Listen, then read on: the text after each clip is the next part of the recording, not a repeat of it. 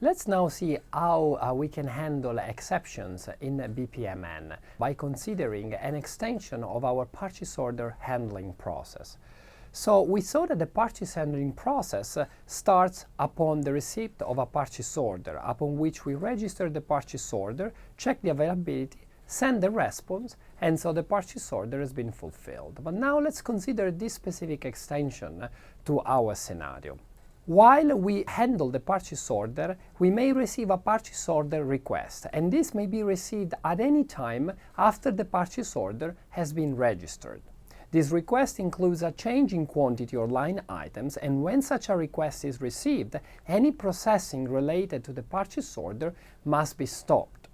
So the purchase order change request is then registered, after which the process proceeds as it would do so after a normal purchase order is registered. Further, if the customer sends a purchase order cancellation request after the registration, the purchase order processing must be stopped and the cancellation request must be handled. So we see that this process can actually be subject to two exceptions, both triggered by the customer: a purchase order change request or a purchase order cancellation request.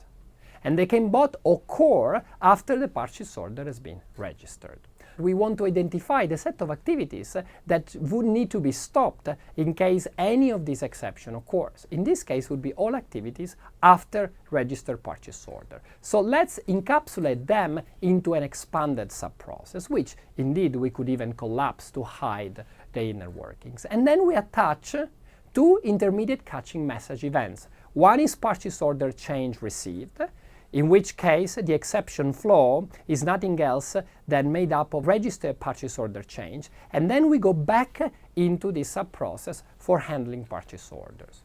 So for the second exception, the purchase order cancellation, the intermediate catching message event leads to a sub-process handle purchase order cancellation, upon completion of which we have to terminate the process with a purchase order cancel to notify the reader that this is actually a negative outcome, and the whole handling of the purchase order will be stopped. There's no more work to be done in case of a cancellation.